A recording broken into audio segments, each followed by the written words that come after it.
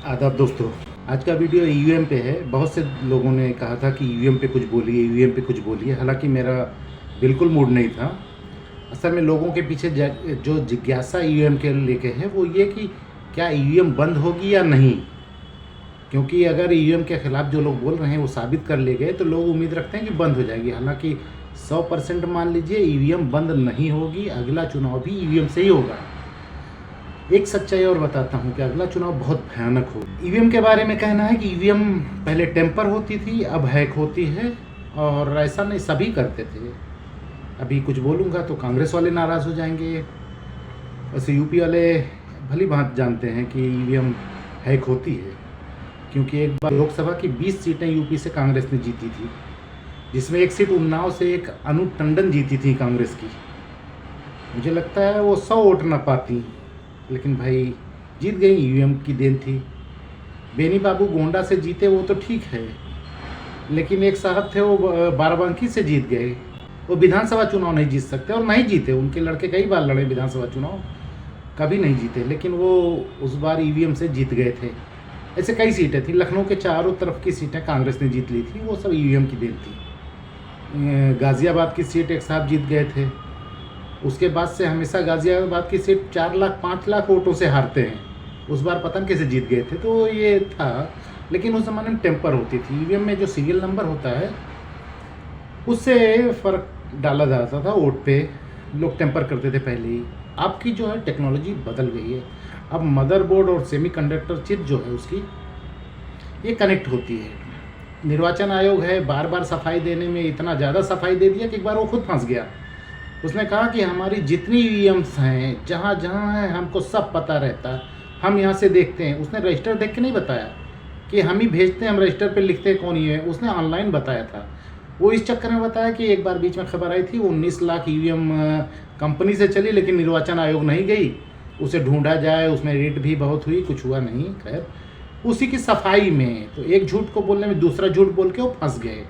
उन्होंने कहा कि हम ट्रैक कर सकते हैं, हमारे पास रहता। तो अगर आप ट्रैक कर सकते हो महाराज, तो हैक भी तो कर सकते हो अगर आप कनेक्शन में हो। अब वाली जो ईवीएम है वो बहुत हाईटेक है, उसमें वो ट्रैक कर की जा सकती है। मदरबोर्ड इसका बदल गया है। सेमीकंडक्टर चिप जो है वो तो ऑनलाइन है ही, लेकिन कहते हैं नहीं, कुछ नहीं है। और ईवीएम पे मैं वीडियो इसलिए नहीं बनाता था कि अभी ये वीडियो डालूंगा ना, इसमें डिस्क्लेमर आ जाएगा निर्वाचन आयोग का। ईवीएम नाम बोलोगे यूट्यूब पे, वो डिस्क्लेमर दे देगा।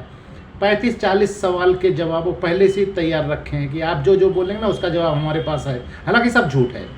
सबके साथ वो ये बताते हैं हम नहीं अब चेक कराएंगे, क्योंकि एक बार जब आपत्ति हुई तो उन्होंने बुलाया कि फला तारीख को जिसको आना हो आए और चेक करके दिखाए, मैं छूने नहीं दूंगा, दूर से करे। वो तो भाई कोई बात नहीं।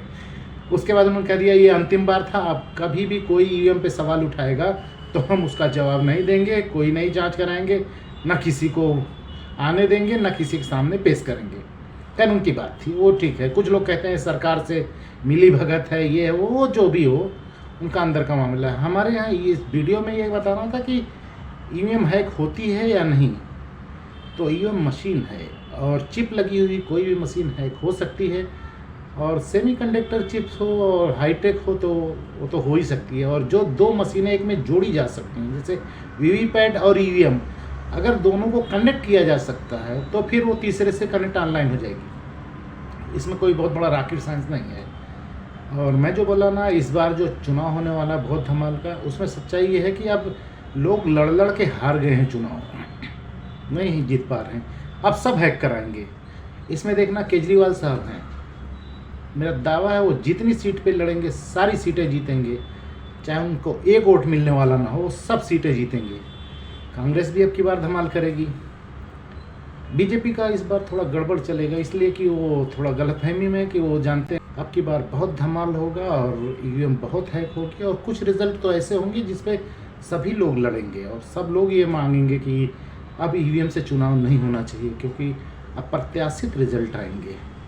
बड़े बड़े महारथी 0 वोट्स पाएंगे, हार जाएंगे, और जिसको कोई नहीं जानता वो बहुत बड़ी मार्जिन से जीतेगा। हालांकि अच्छा है ईवीएम हटाने का, इससे अच्छा और इसके अतिरिक्त कोई रास्ता नहीं है कि सभी लोग हैक करें और सभी लोग उस पर मैनिपुलेट करें और रिज़ल्ट बदलें और सब लोग उसके दुखी हों। तो जब सब दुखी होंगे तभी बदला जाएगा, वरना अगर कोई लाभार्थी रहेगा तो हमेशा कहेगा नहीं अच्छी चीज़ है, दूसरा वाला रोएगा। जैसे पहले 2014 से पहले बीजेपी वाले रोते थे, अब कांग्रेस वाले रोते हैं, तो लाभार्थी खुश रहता है और जो नहीं लाभ पाता वो नाराज़ होता है। आज के वीडियो में सिर्फ इतना ही था कि ईवीएम हैक हो सकती है और होती है। अब सरकारी ईवीएम तो कोई ले नहीं सकता, डब्बा अपना बना के हैक करो तो चुनाव आयोग कहता हो तो फर्जी है। और सरकारी ईवीएम से अगर कोई चुरा के भी लाए या कहीं से पा के देगा तुरंत FIR हो जाएगी, जेल जाना पड़ेगा उसको, तो कौन इतना बड़ा रिस्क ले।